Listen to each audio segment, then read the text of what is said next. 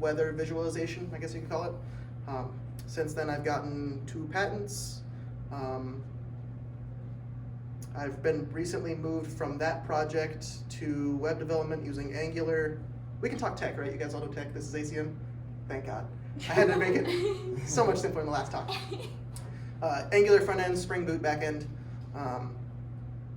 Awful. Angular 1.5, for anybody who knows how old that is. End of life next year. It's going to be not supported anymore. So fun.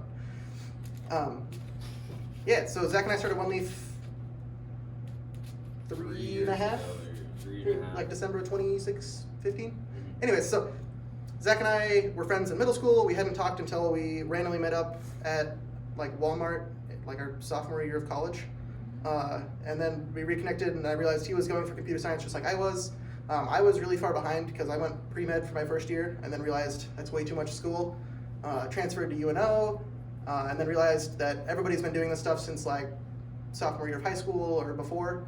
So I had a lot of catching up to do. So Zach knew way more than I did back then. So he was kind of my mentor and got me caught up until we kind of diverged paths. I went towards game development, he went towards iOS. That kind of covers most of my background. Nice. I'm Zach. I'm a computer science major at UNO with a game concentration. I've been doing iOS for 5 years. Pretty much. I like to keep it short. So let's just get Susie on. Hi, I'm Susie. I recently graduated from UNO in May. I studied IT innovation there, minors in psychology and dance. I did a lot of things. I'm a professional designer for the past like 5+ years. Hey, new friend. And I work at NA right now. I've had experience designing for mobile, websites, logos, visual design, also like user research and testing, that kind of stuff too. So so we came with things prepared, but if it was a bigger crowd, I would have just ran through the presentation. That would have been boring. Since we have a small group, I'd like to kind of have it as an open discussion. I'll give you guys a little bit more info about oneleif, and then I'd like to kind of just chit-chat and answer any questions you guys have. We can give you a day in the life of what we do as professional developers, how we started oneleif, all that jazz. So oneleif this is how you spell it, by the way. Yeah. It's an open source development group that allows you to work on projects together, work on your resume, find people that you can mentor or get mentored by, a little bit of everything. We don't just cater towards developers. We like to work with designers, music artists, 3D modelers, 3D, yeah. Yeah, everything. Basically, if you want to learn anything in the tech realm, oneleif is perfect. The majority of the members that we have just under 300 right now, I believe. Our web, I think we have like 120-ish in web. Yeah, there's quite a bit of web. But you don't have to come in and be confined to whatever. You can learn whatever you want. We have, I forgot to bring this up. Any of you guys not have Discord? Yeah. Cool, yeah, programmers, sweet. Discord is just our place where we chat. Interesting. Yeah, we have weekly calls in there. Well, weekly streams on YouTube that we'll just, you give us a topic and we'll chit chat about it. Thursday nights. Thursday nights at 7. Yep. If you want our YouTube channel, the link should be in the Discord. Otherwise, I can give it to you guys.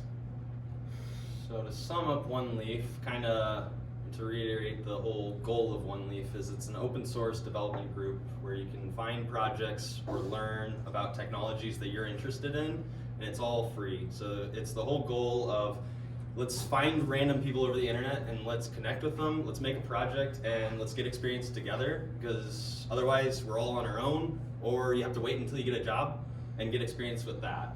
So that's kind of the goal of oneleif, and when leading with that, we have around three different levels of people. We have people coming right in, don't know anything, that are kind of learners. They can be from any kind of job. They could be a recruiter and trying to become a programmer.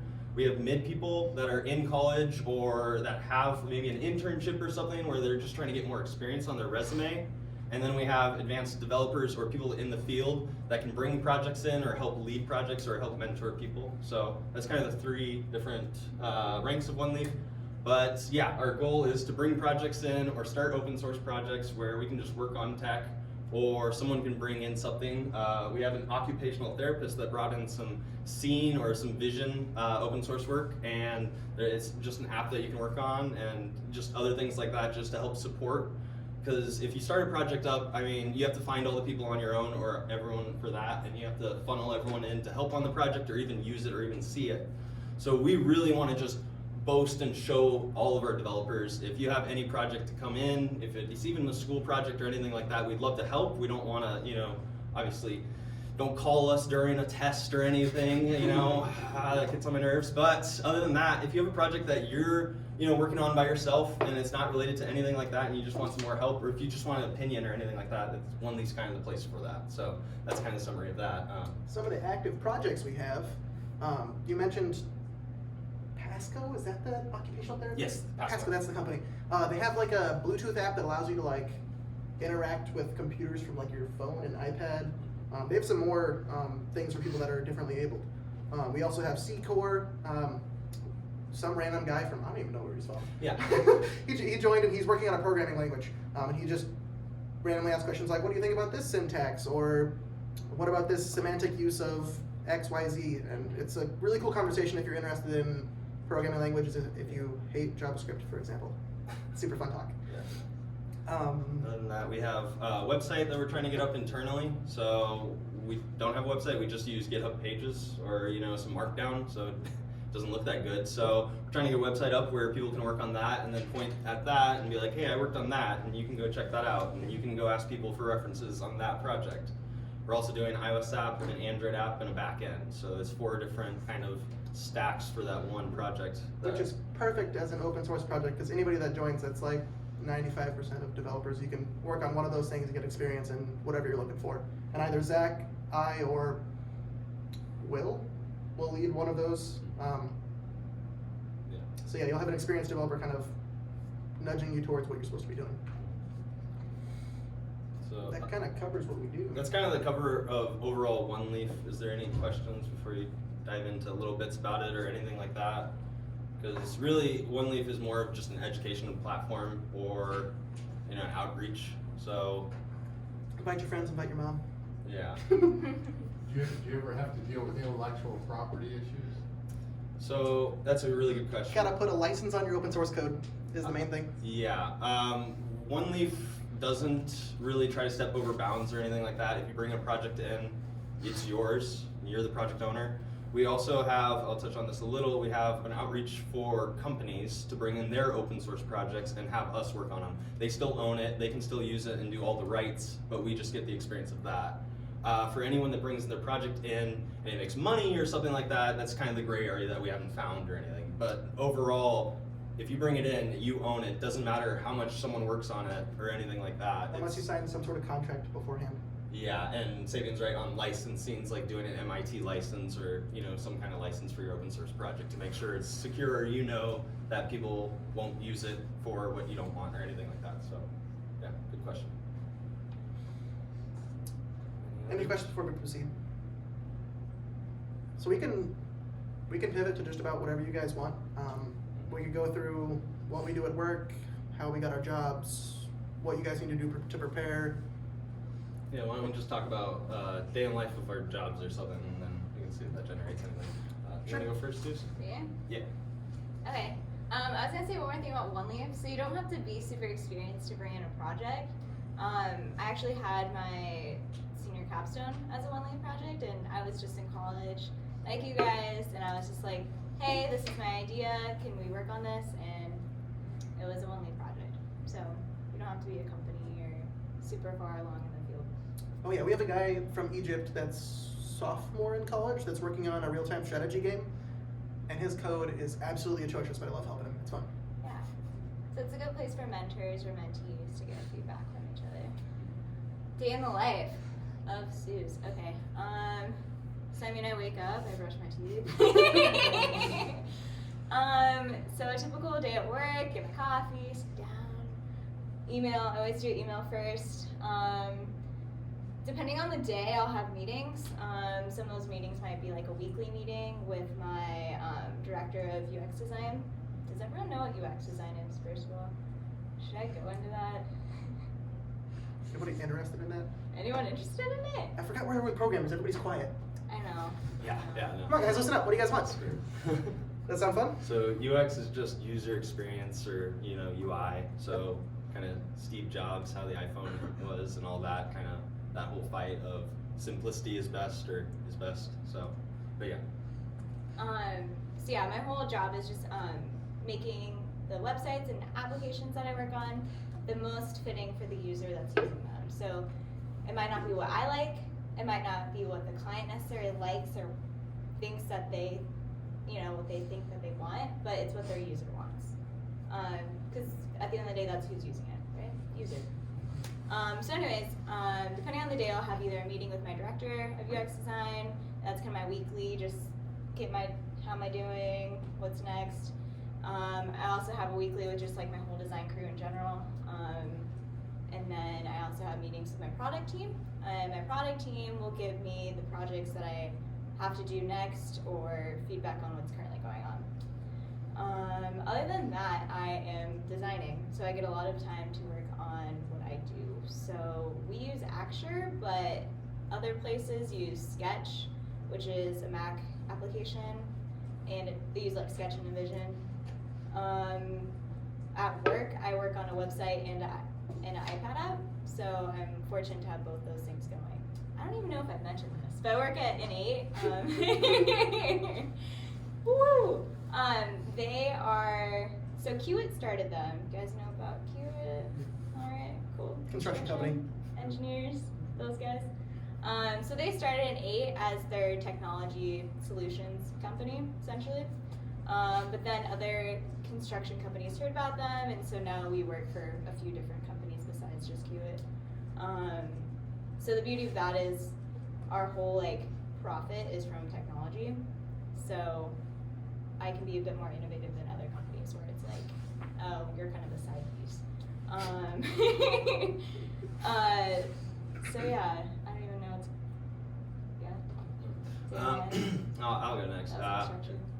Sorry, no, that was good. I work for From Now On, or CRI, Client Resources. I started doing iOS development for CRI for the Solutions Center, where I worked with bank apps. So I've switched quite a bit, and now my current work is for sports apps. So a day in life for me is really getting a lot of coffee, doing meetings, which I hate. The meetings that I do normally is always stand up. It's 15-minute. What did you do yesterday? What did you do today? Or what are you going to do today? And then what are your blockers or anything? What's stopping you from getting your tickets? So my company follows Scrum, and we go with Jira for our board. So we have a lot of tickets, and if you don't know what Scrum is or Agile or anything like that, it's just kind of the method that you have tickets. I'm so used to saying it, sorry. So if you don't know what I mean, a ticket is like a bit of work that has a title, or it's a user feature, or it's a bug. So if you find a bug in an app or anything like that, normally a ticket would come in for that bug, describing how that bug happens or anything like that, or how this feature goes. And so we have a whole board with these tickets, and I have like 20 tickets for 3 weeks. So that's kind of how 3 weeks go for me. I'll grab a few tickets and just work. Other than that, kind of just the review cycle of development is, you just pull a ticket, work on it, and you'll get it for code review. If you guys haven't heard what pull requests are, code review, it's when people actually look at your code. And it should be good. So if it's not, people can tell you to fix it or change this, or I already have this, use this function, or anything like that. So that's kind of just an overall picture of my day. In software development, you're going to find it's pretty similar to that. What's different?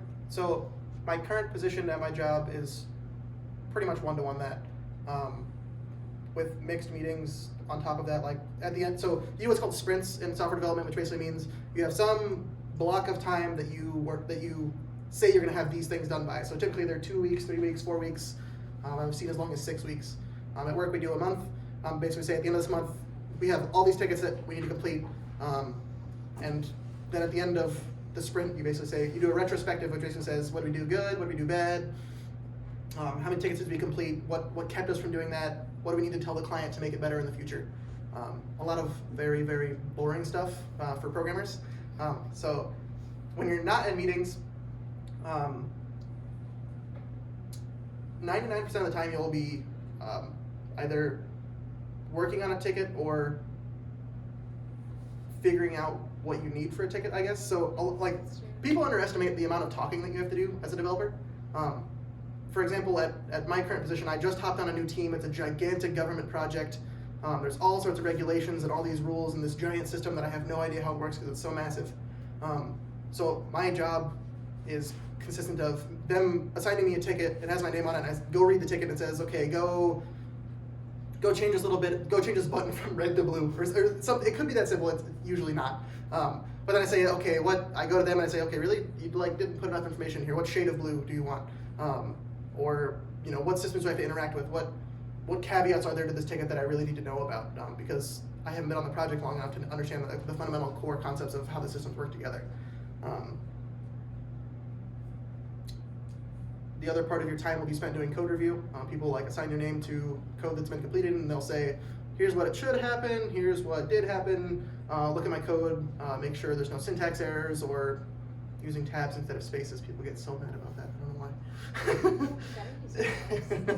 why. So outside of work, this is where I think separates a good developer from a great developer, is what you do outside of work. When you get home, if you just go sit down and play video games and watch TV, that's fine. I have days like that. But 99% of the time, I'll either go over to Zach's and we'll be working until 11 p.m. on something, or I'll be going home and I will be researching the hell out of something that I didn't know how to do at work, or that somebody asked about in oneleif.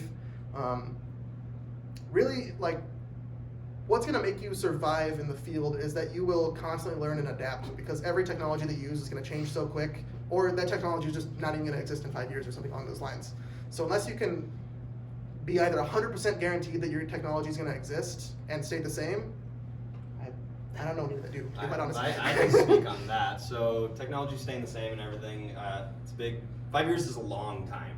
And to give you an example, Swift, the programming language for iOS that I use now professionally and I love so much, it's only 5 years old. So when I was doing iOS development before, I was doing it in a completely different language, Objective-C, which if you know C++ or C, it's very close to that because it was the C++ to C for Apple. So it's almost C++. Yeah, that's a lot of C's, yeah. Sorry. But it changes like crazy, and now we kind of just don't mess with that old language, and we've moved on. So fields change. There might be new tech. I mean, VR, AR is completely different. And yeah, no, I mean, in 5 years, anything can change. I heard a saying, I don't know how true it is, but every 5 years, there's 2 times the amount of developers or anything like that. I don't know if that's accurate, but you think that if you've been doing it for 5 years, you're better than half the developers. Oh, yeah. Yeah, even if that's not right, that's a good mindset to go because, I mean, it still will take time. It doesn't just turn, a switch, overnight, and it's oh, well, I made this huge project and I know all this. That will take time. And you just really have to invest because, I hated school projects. I'm sorry to say that. Some school projects were fun, but really, no, I focused at home. I did what I wanted to do, and that was iOS. My UNO does not have any iOS classes. So what do I do for 4 years? Do I just do what UNO says, or do I actually do my job that I was doing as a student developer as iOS? So just let that in the back of your head. I mean, if you really want to be good, just do stuff at home, just a little, even if it's an hour, even if it's 30 minutes. Have you guys heard of katas? K-A-T-A? It's a Japanese term for practicing. So there's katas are little tiny programming problems that you may see in a coding interview or even on a test. And you can go to Code Wars, or you can go to other things, you can type in code katas for any language and you will find a kata. And it might be as simple as FizzBuzz, or it might be as hard as a bool fucking interpreter that takes in base 64 encoded string. It might take you a month to get it done, or it might take you 30 minutes. There is a very far range, so if you don't want to work on a project and you only want to write 15 lines of code every 30 minutes every day, you can just look at katas. So that's an easy start. I just wanted to plug that really quick. And one of the recommendations that I found works well with learning developers is that you don't have to be working on some gigantic project. All that's going to do is burn you out, at least at first. So my recommendation, and I've told this to so many people, is basically get in a habit of, if you get home and you're tired, fine, take an hour nap. Set a time every day that you work on whatever you want for 15, 30 minutes. It could, like, if you're too burnt out from programming, watch a YouTube video. You know, fix up some of your tickets on your board. You know, plan something on whatever game you're working on. Just feel that exact same productivity, that dopamine at the same time every day, so it's built into your body. If you don't do that and you don't have a routine, it takes a lot of self-discipline to guarantee that you will get things done. I talk to developers every day that are seniors in college, and they did the school project and that was it. And they're struggling like vehemently to find a job. Because software development is becoming one of the biggest fields out there, and competition is fierce. So unless you have side projects or an internship, and you're not going to get internships without side projects, you're gonna struggle. I mean, not to say it can't be done, because I got my first internship with nothing. I just got lucky. But not everybody's going to get lucky. So err on the side of caution. Can you guys talk about how you got your internships and what you put on your resumes to get those internships? I can go first. Well, yeah. So I'll just touch on this really quick. I had a few high school internships for the UNO college, and I had 2 for bioinformatics and 1 for game development. 1 for bioinformatics and 1 for game development. And then for CRI, my work now, I was an intern for about 2.5 years. How I got that is there's actually just a career fair. It was really simple, just talk to them. But the thing was, they didn't see any iOS developer at the college, and I worked for the college as an iOS developer, so. It's a job. Yeah, they honestly was like, let me run back and talk, and that was pretty much it. So just being a niche, even if it is small, is really helpful. I don't know, you want to touch on your experience? Yeah, so you're not going to find any game development anywhere around here. It's awful. Yeah, that's So I still haven't gotten a job as a game developer, and I've been working on games forever. Okay, I take that back. I got a job working on augmented reality projects using the HoloLens, which is an AR headset. But it was for Raytheon. I was doing 3D weather visualization. It's not exactly what I wanted, but I still got to work in Unity, which is the game engine I use.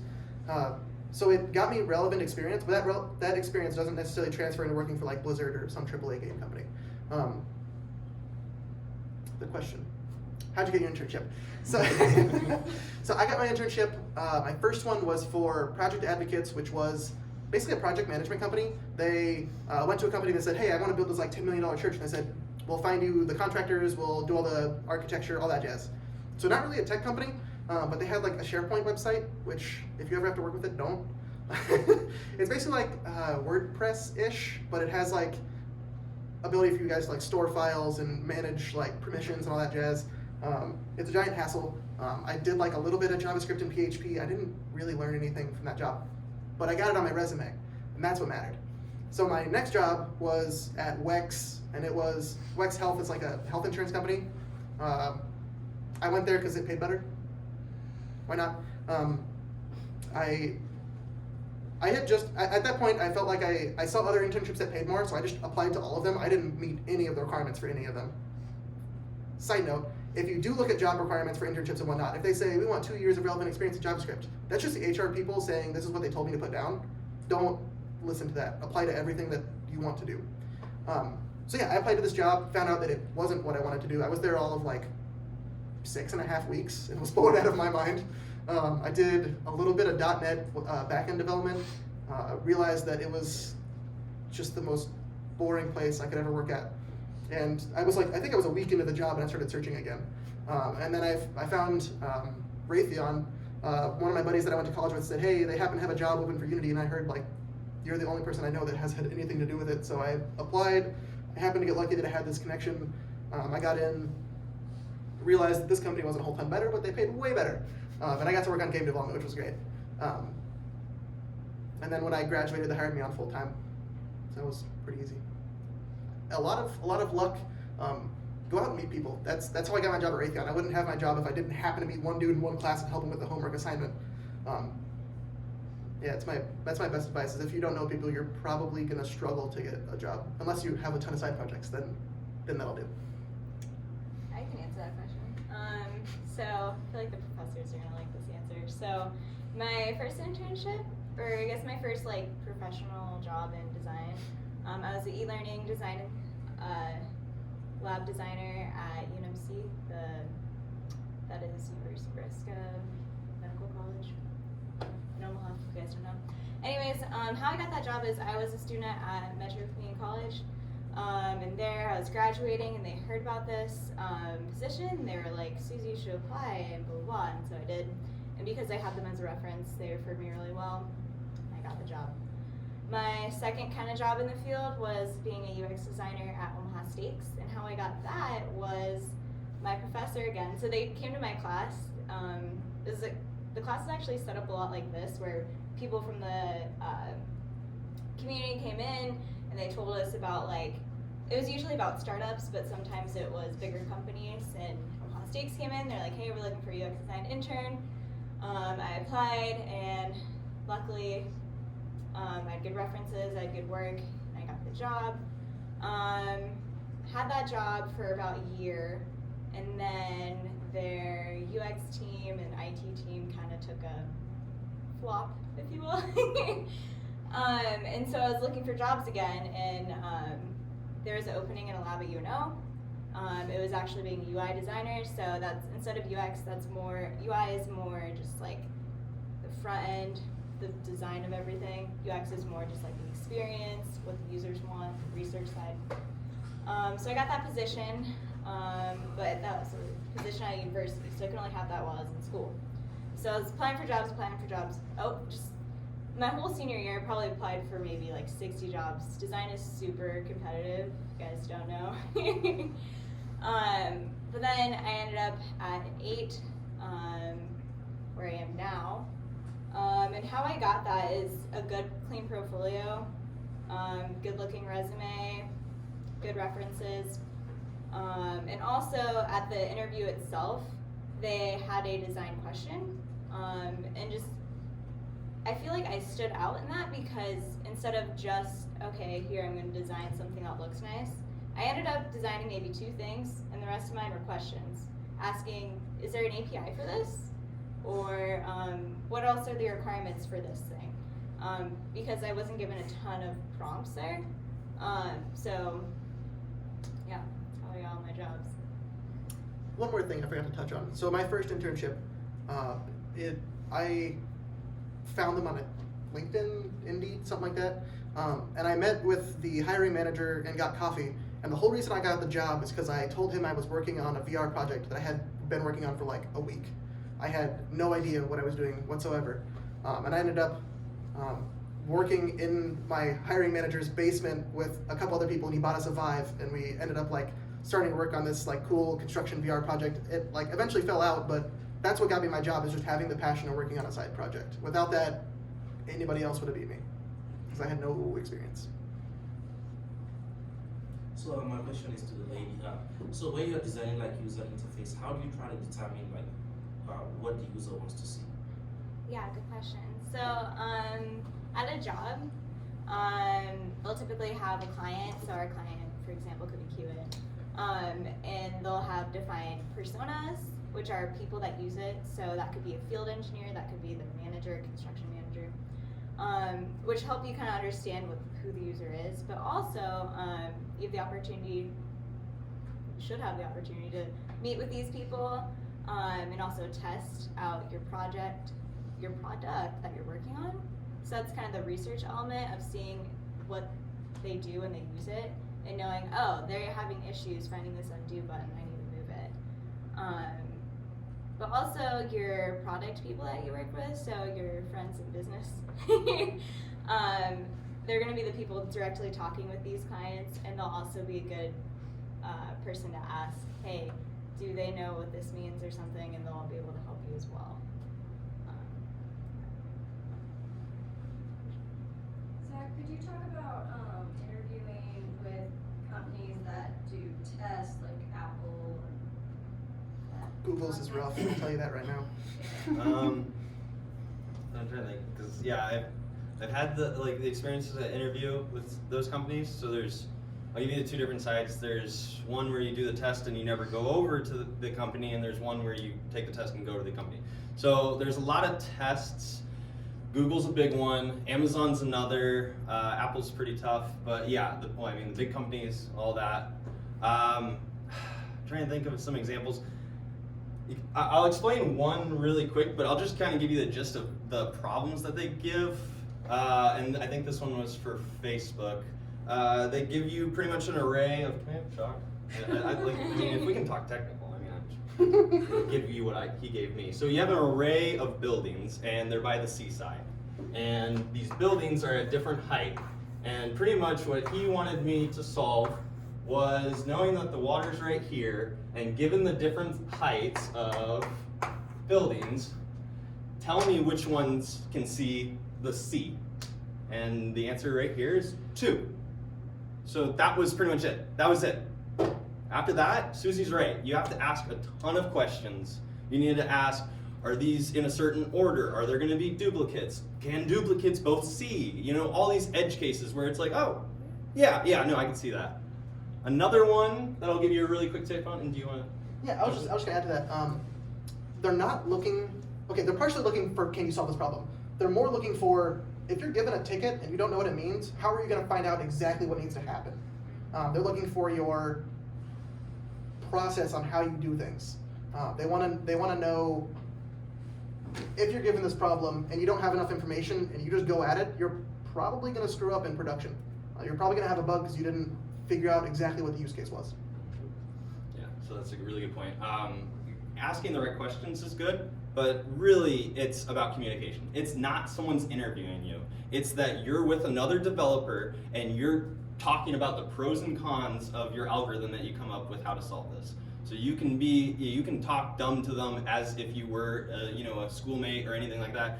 Do you think this would work? And you don't really want to do that, but you can talk to them as a developer. Another example was I was interviewing for Capital One, and they were talking about the notification center in iOS, and I had some questions about it because I didn't know exactly how it worked, but he wanted me to re-implement it. So that's kind of weird. I'm just asking him questions like, oh, does it work? So it's really about asking the questions, but then communicating with the other interviewee or interviewer. Yeah. I'll give you a really quick other example of another coding interview, but you realize after this that they could really be anything. So another coding interview that I had over the phone was that I took an array of times for like this right here. So this is 8 to 9, let's just say that, maybe it's wrong. So I get an array of times that people are in a room, and I have to give the minimum amount of rooms, the minimum amount of rooms to hold all these meetings.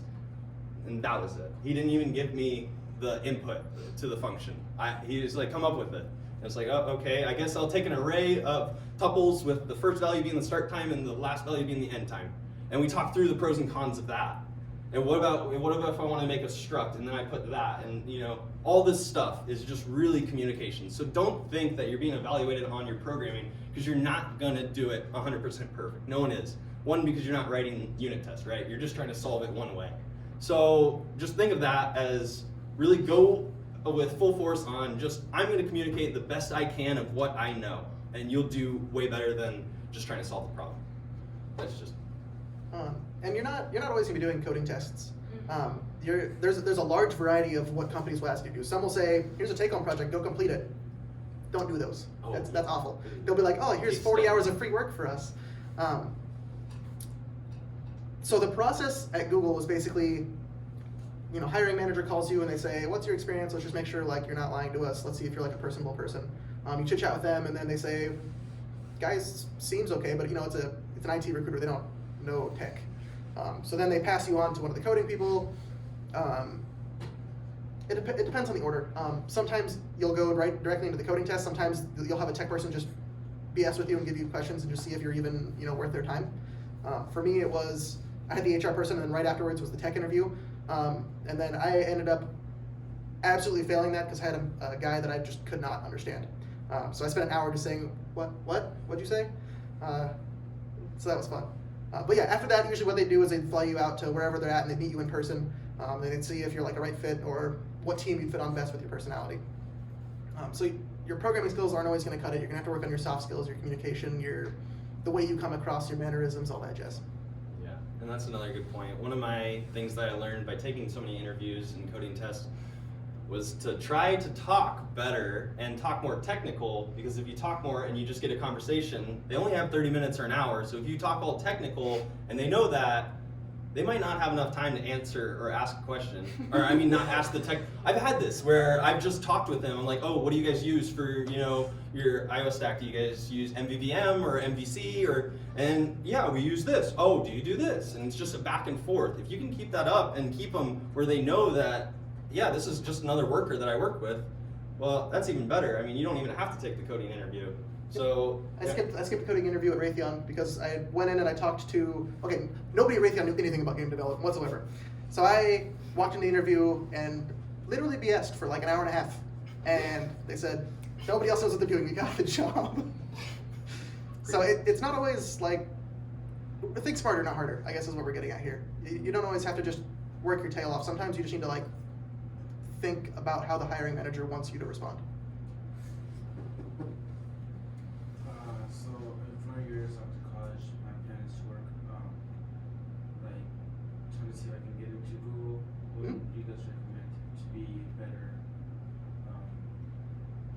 candidate for Google? Because I know it's hard to get in. It is very hard. That's a I've good applied twice, and I definitely didn't get the job because I don't have anything that they're looking for. I never touched web development or anything along those lines. I don't know Python. I mean, I know Python, but I hate it. So it really depends partly on how you do the interview. So I'd recommend, there's tons of YouTube videos out there on how you should behave during the interview, how you should ask questions, how you should think about answering questions. I'd recommend just watching as many of those as you can. Beyond that, Google doesn't give you feedback. They say either you make it or you didn't make it. So my recommendation would be an interview with, if you don't care to work for that company, go interview with every other company and get as much practice as you can. Odds are, a lot of those companies will be very similar. Like I interviewed with Amazon, they gave me a job offer, I just didn't feel like moving, but I used that experience and moved on. Look at the exact position they want to hire you for. So if they want to hire you for, or if you want to apply for like a data, what's the word I'm looking for? data scientist. Data scientist, yeah. If you want to apply for data scientist, you need to know Python, you need to know, concurrency, maybe machine learning. Get familiar with the tools that they want, so that way when you are in the coding test, you have a familiarity with where the button is, so you don't look dumb when they say, oh, like, compile it down to XYZ. You're not like, I've never done that before. Oh, I just have some more interviewing advice. So, interviewing advice. So, for me, for interviews, what would throw me off is questions I wasn't prepared for. So, how I've gotten better at interviews is I've literally typed in UX design interview questions, and I have a whole Word document of just all these questions and all my answers to them. So before an interview, I can rehearse, and then if it's a phone interview, which is usually how these things start, you have it in front of you, look for your answer. Literally the easiest way to do that. It's pretty common. When I did my interview at Google, I wanted that job so bad that I was so nervous on the phone on the tech interview. They asked me to do it was like string manipulation. It was like it was so brain dead simple. I did it like in a console application in like 10 minutes afterwards. But I had an hour to do it, and I was so nervous, and I just flunked. I absolutely did it awful. I did it in like the least optimized way possible. And it really showed that I wasn't prepared. I went and did some katas like Zach mentioned earlier, and that exact kata was on Code Wars. And if I would have done that, I would have just had that kind of rehearsed. And that's not all that it would have taken for me to do better. I definitely could have communicated better, but that would definitely have progressed my chances. Another thing I just thought of, sorry, it's still related to interviews though. So when you see the position on LinkedIn or whatever, look at the description, look at your resume. You can tweak your resume to match that. 100%. Don't feel the need to always have the same resume to give out. If you know this position, oh, they're looking more for a UI person. Okay, I'm going to mention more of my visual design skills. Versus if they're looking for more of a research person, I mention my background with usability testing and all that jazz. So you can tailor your resume more to fit the job. Yep, I keep a resume for game development, iOS development in general. Mm-hmm. That's common. So, sorry, I'm gonna one little bit for you.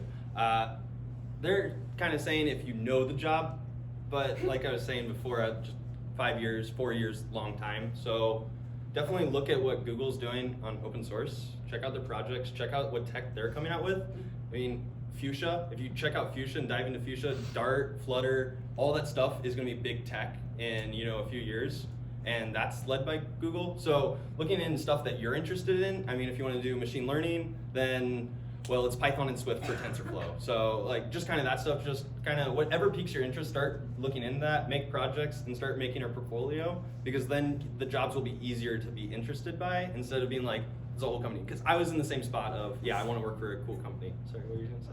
So like basically getting more internships, getting more experience, putting that in your resume, and then interviews is the most things that they really look for, right? Yeah. So, and I mean, they're looking like you better be above entry, because they're looking for, well, they have interns that come in the summer for, undergrads or masters. So they're really looking for people like right out of college. But yeah, just spin up projects on your own, have like the motivation to do some projects, and that will just kind of snowball into the effect of, I have these projects.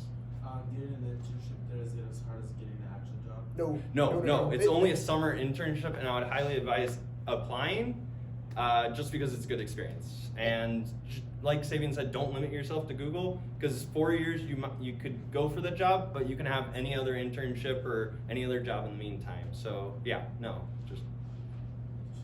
Zach? How would you recommend building experience towards the end of the job? There's a lot of options.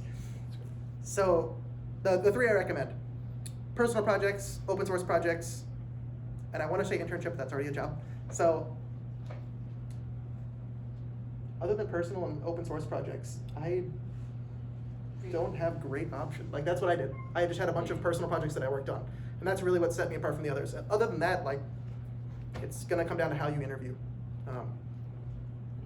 I mean, I have apps on the store, so it's easy for me to be like, just look at my name and there's my projects. So just trying to get them to production, understanding what a production software is versus a sandbox software. It's really different, because you have actual users, or you have bugs if you care about fixing bugs. But going back to answer your question, to prepare and get more experience, like we're saying, I started with a text adventure. Java, I started with a text adventure in high school, and I just wanted to make a cool text adventure, and that's how I got to knowing how to code more and using stuff. And then I asked my mom, and she was like, Zach, make a grocery app for me. And I started making that, and that was simple. I mean, I could list, it had about 4 different views, like a button, a label, and an input field. And then after that, I knew how to use all those. I know how to interact with all those together. It literally converted like ounces to gallons. Yeah. And it got a ton of downloads. Yeah, no. So it's just, I mean, how stupid it is. My next one was just tap games that were like, count how many taps you can do in 10 seconds. But still, I was thinking about the architect of this dumb software, even if it's like just a simple thing. I mean, we have people in oneleif that are scared to put their stuff on open source because they don't want people to see how bad their code is. But I'm on the other side thinking, wow, I should really put up an open source project for a full app with horrible code and document all of it and just show that, it doesn't even matter. I mean, it's just there for people to look at. So going back, just start making something dumb. Just make something that interests you or anything like that. And like I said, it'll snowball into more projects. Oh, I did this. I know how to do that. Let's just Google how to do this. And yeah. So I did go back and talk to the hiring manager that hired me at my first internship. And he said really what got me that job is the passion that I showed for that virtual reality side project that I was working on. It wasn't that I did anything cool. It wasn't that it was revolutionary or groundbreaking. It was simply because I had the passion and that I would show that even though I have no idea what I'm going to be doing at my new job, I have the passion to be able to learn whatever it is that I need to do. And that's gonna be really common. You're gonna find is that you don't use Flask and Django. Well, if you can show that you can learn 10 different frameworks, then you can probably learn Flask and Django. So if I apply for an internship to Google, let's say over the years, like let's say after freshman year, I learned like 2 languages, and I apply for an internship, will they still teach you and like take you? Possibly to teach you everything? Yeah, there's always that onboarding process, and especially with an internship, the internship is more or less not like literally the expand of the internship is kind of the whole learning process. If it goes longer than a year, then it's really a kind of a job. But a summer internship is really kind of just meant to be, here's what we do and to learn. And I know Google does that because I knew a buddy that actually got the internship, and he was telling me about it, where they work on projects, but it's totally a learning experience. So They don't really. Sorry, go ahead. So they really don't expect a lot. No. They're expecting it to be an internship. They're expecting you to be in college. You have no real world experience. If you come in with real world experience, all the better. Yeah, But that's my first internship, I knew nothing. Yeah. So to touch on, going back to answer your question a little, open source means that you have to use Git. So I hope you guys have used a little Git or anything like that, because when you go into an actual programming like job, Git or source control is used pretty widely. For that, if you know how to manage Git and do like Git push, Git add, Git commit, all that, well, that's just one more plus, because a lot of people going out of college don't know how to use Git. I was in senior projects with people that I thought were pretty smart, and they're like, let's push the master and just mess up all the code. So with that, also with Git, you need to know how to manage a project. And like I was saying before with the tickets, if you can do that to your own projects, then you're just showing that you're planning ahead of this whole project, and you're just showing that, potentially other people could jump on, or whatever. I know what's going to be done, or I know what wants to be done. So also that, it just kind of shows an overall project. So. Is the Google internship a paid internship? Yeah. Almost all tech internships are paid. Yeah. Second design. Yep. As far as Unity game development goes, what's like the easiest, well, maybe not the easiest, but like what's a good way to learn it overall? Because through forums, it's usually just a lot of people like saying salty things at each other half the time. So. That is game development in a nutshell. I started out by just saying, my favorite game in the world is CSGO. I want to remake the movement mechanics in that game. Like that has been my dream for the longest time, and I finally just did that like 2 months ago.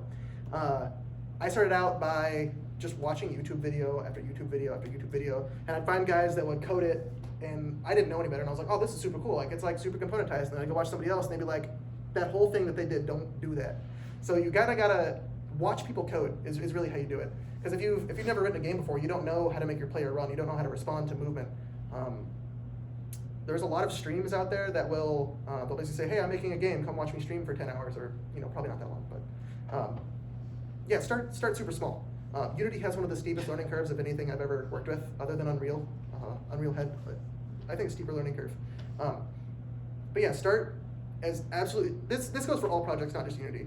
Start as absolutely basic as you can. Just get one thing working, be able to click a button and have it like show text or something like that. And then slowly start working on feature per feature per feature, and then you say, now I know how to do all these things, now I can kind of combine them into a game. Like when you first start, don't even worry about making a game, just get something to work. I like one other question on that. What is the major differences between Unity and Unreal? Because I've messed around quite a bit with Unity. They do the same thing, one is C#, one is C++. That's the main difference. The other main difference is Unreal has royalties, whereas Unity, if you make more than like $100,000 a year, you have to pay $1,500 a year for a license. So Unity is usually what people use because they're scared that if they end up making money, they're going to owe royalties, which is more expensive than a license. That and Unity has a larger community, so it's easier to find. Like I have yet to find something that I wanted to do in my game that I haven't found like a Stack Overflow article for. In your opinion, do you guys ever see like companies when they have problems with their technology, they just more technology, they just throw it at it? Do you ever see that happening instead of just fixing the problem and just trying to throw more on it and just kind Yep. of makes the That's problem kind bigger? Yeah. My workplace. So a lot of it is making like hour logs possible and like trying to manage clients and projects for the construction companies. So some companies are just like feature, which is, that's great, but if you're not solving an overarching problem, it's just more mind-boggling information that's just taking up the screen. So. And yeah, the large part of what you'll find is that clients don't know what they want. They need their handheld. They basically say, I want to make more money, and they say, oh, let's try this thing, and you're like, I'll take your money, but it's not going to help. Like I interned at Union Trade last summer, and like the programs we had to have was like, I think 12 to 15 different programs they had, and it was like just tons on each step of them, and it's like, it's almost like too much. I'm like, I wonder if they couldn't just take them and like make them all one step. That's why Apple is so popular. They took everything and made it simple. Yeah, no, that's tough because like once you get the software, Well, whoever bought that software, how long do they expect that to be used? Or, oh, you're telling me I need to, update it because something got deprecated or whatever? That's kind of how mainframes, stick around and COBOL's still a job and, Fortran and all that. Because, yeah, it's just they hold on to it, or, once you have it, then what do? Do you try to mix the other one, or do you add another? Or your mainframe code is at 200,000 lines, and if you touch this one, everything breaks and you don't know why, and you're just never going to touch it because it works the way it is. Yeah, so legacy code is probably one of the worst, and as long as you keep it regularly maintained, it's not legacy code. It's being updated and refactored, so. How much of a role does test-driven development play in what you do? That's a good question. So actually it's very, very useful in open source. So let's say you go into this cool project that you've been using, blah, blah, blah. Either you've been using on Mac or Windows, iPhone, whatever. You want to start getting into the code, okay? So you can run the project on your phone or wherever, but how do you know that actually works? Or how do you know it's doing what it's supposed to? So test-driven development allows you to write these tests preferably first. You write the test first for testing the functionality, let's say having a user log in. So I write this test for, I have this user, I register with this user, I log in with this user. If that test passed, which it will fail at first because I haven't written the code, once that test passed, I know that functionality works at this point. And 5 years from now, if I run the test, I know it still works if that code passes. It's called regression testing. When you add in a bunch of new stuff and you go back and make sure the same test still works, so that way you didn't change something that worked in the past. Yeah, so when you go into a project that's open source, and you try to edit anything like that, if you run the test and tests break, no one's going to accept your code. When you have a PR, no one cares. I mean, it's cool, they'll comment on it, they'll tell you maybe how to fix it, but until all those tests pass and you're not in green, that's it. I'm sorry, your code's not being merged in. We can't have breaking tests because that means something's wrong. And last thing I'll touch on for test-driven development is if you guys haven't thought of there's a UI and there's logic, try separating that or start thinking of separating this, because view and logic code shouldn't really be together. If I have a button that's supposed to appear but then it does logic or anything like that, like, oh, well, this user now does this. Well, that button knows how to do that, and it makes it very hard to test that. I need all my logic testable and no UI, so I can just test it without doing any UI, and then I know the UI is functionally working. And that might be a little bit much, but... Yeah. So as far as game development goes, testing kind of sucks. How do I test that my gravity is working exactly as it should be after I've been falling for 0.256 seconds? How do I make sure that when I shoot somebody, that if they get hit by a rocket blast or whatever, that the correct physics has been applied? Physics is probably the hardest thing to test with testing. You could write tests for it, but I just kind of do it visually. And then, for example, making sure that, I have this script attached to my player and all that jazz. Usually you just write error handling so that you don't really test when you hit play, it just works and you know that it works. I'm sure on larger teams with custom engines, it's a lot easier. But as far as working with Unity goes, I haven't done a whole lot of testing with it. The web development that I do at work, I do absolute tons of tests. If I click this button, make sure that, it sends a payment or whatever. If you're writing, let's say, an equipment plugin or equipment script or stuff for Unity or a game, you may want tests in there because that's all testable. Like, if I add this thing to my equipment, I expect it to be in my equipment. They're really supposed to be dumb because once you break the code, the dumb test won't pass, and then you at least know what's going wrong, or at least you know where to start. It prevents you from spending hours of putting print here, print here, print here to figure out what the heck's going on. Mm-hmm. Yeah. Any others? One thing, I'm pretty sure the Discord link is expired. Oh, I'm pretty sure there's supposed to be a J after the R, if I'm correct. Oh yeah. I might explain mine. Sabia noted. Thanks for letting us know. Susie wrote the last one. Ooh, yeah. That one worked. There you go. This is how you test things. Cool. Thank you very much for Yeah, being with us. no problem. We Yeah, appreciate it. thank you. Thank you.